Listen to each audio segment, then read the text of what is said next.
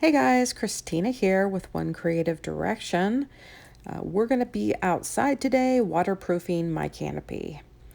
As you can see, the canopy is already set up in the lowest position, getting ready for me to add the waterproofing compound that I purchased. And I will go over the products that I used at the very end of this. I will show you, and then I'll also link them in Amazon. I selected a waterproofer and a seam sealant. Today we're just adding the waterproofer because the seam sealant requires quite a bit of time to dry before you can put the tent away, and I didn't have that much time today, and I have a show on Saturday, so I really wanted to get at least the waterproofing portion of it done. So wanted to go over some things, and I'll go over some canopy kind of tips and stuff at the end here if we have time. But today I'm just applying the waterproofer, and I went ahead and got a ladder, and I started at the very top of the peak there, and I worked my way down. And you want to concentrate on any area that you notice on your tent that has any kind of sewn seam. You can see at the very peak where all of the corners go up and meet. All of those seams you're going to want to concentrate on. Anywhere in the corners where the Velcro's sewn in. There's a seam across the top there by the peak as well. On the inside, I will show you later as I put my sidewalls on, some areas to concentrate on as well. But you definitely want to concentrate on those areas. In my experience, that's where the rain comes in, is where those little holes where they've sewn the seams. Okay, so let's talk about weights. Pretty much every show that you're going to go to is going to require, if you're outside, is going to require some sort of weight, or you're definitely going to want to consider it if you're in any kind of area that there's wind or rain or anything.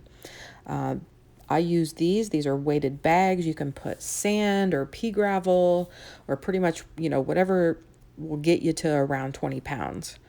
Most places require 20 pounds on each leg of your canopy. The other option that I use are these tie-outs for dog leashes. They screw down into the ground, and then you take a ratchet strap and attach it to the tie-out, and then attach the ratchet strap to your canopy. Now I have little loops that mine go into on my canopy, so keep that in mind when you're going to purchase a canopy. Is do you have places to tie things off? So those are two things that I use. Like I said, there's other options. There's PVC pipe with concrete. There's the concrete weights that you can buy. They're pretty pricey, so these are two really reasonably priced options.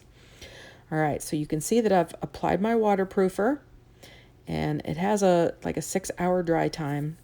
And originally I had intended on adding my sidewalls immediately after, and then I thought better of it and waited for this to dry several hours before I went out and did the sidewalls. I didn't want to get any of this all over me or have it dripping on me as I'm attaching and spraying the sidewalls. So it was a good decision on my part.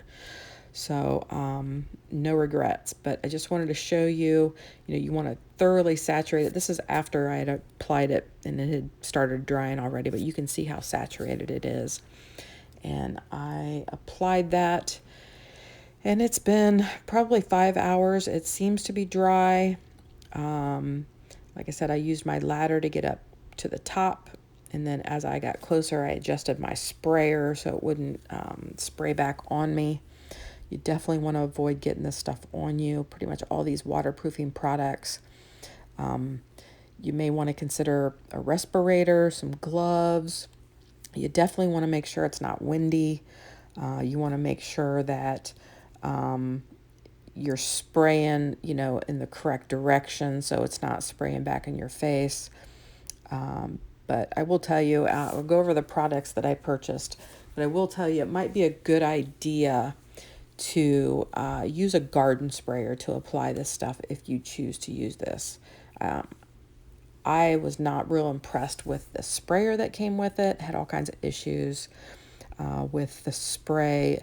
I had to keep adjusting it, and the tube that went down into the bottle, it was all bent and distorted, so I had a hard time getting the product out of it, to be honest. And I'm thinking if you have a garden sprayer, it'd probably be a lot easier to get this job done. So that pretty much covers that. A couple of things you might want to consider when you're purchasing a canopy is make sure you get a good quality one. I know ABC canopies, they come, there is an option for some of their commercial ones that they're already waterproof. And you can tell because they have a second layer.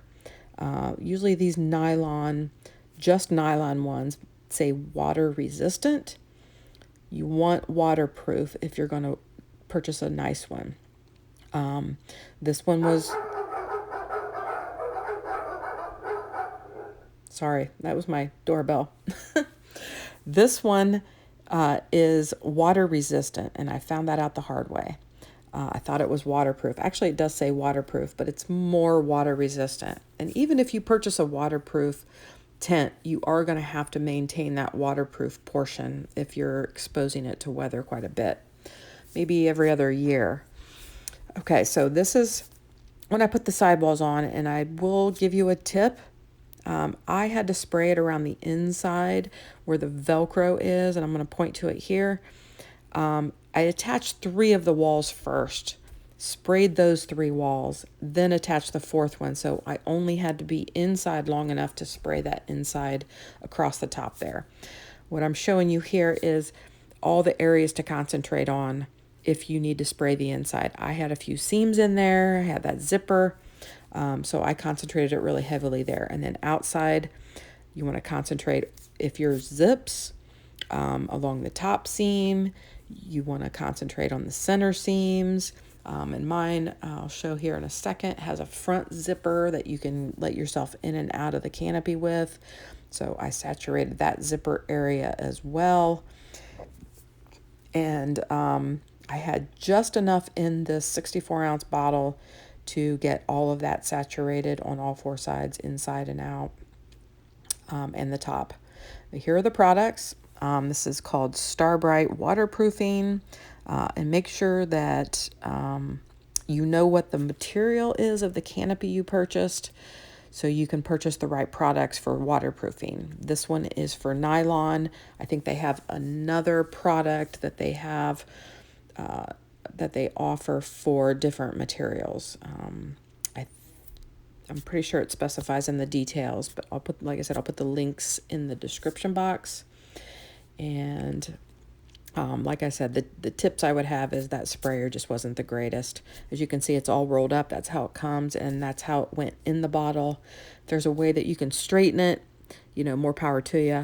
But again, a garden sprayer probably would have been a better option for that. And so the second product that I used was this Gear Aid. It's a tent seam sealant. Everything I read about this product was amazing. The only people that had complaints, it was all about the brush that came with it. So lots of suggestions from folks that used it said, get your own brush, make sure it's wider than your seams on your tent, so you can apply it effectively. Again, this has like a 7 to 8 hour dry time, so keep that in mind when you're applying this. And it's just it looks like clear glue, and you just paint it on, and you make sure you hit and cover the entire seam along your entire canopy. It'll be well worth it, trust me. You don't want to get into a situation where I've been in where, number one, my Easy Up fell on top of me after 20 minutes of rain. Or last year, the canopy that I'm waterproofing today, it started pouring down rain, and I thought I was good, and all of a sudden water just started coming through almost every seam in the canopy. And thank goodness it stopped raining before any damage got done, but I packed up and I had to leave that particular show because they were expecting more rain that day and the next day. It was a 2-day festival. So hopefully these tips helped, and I will catch you on the next video. Thanks, guys.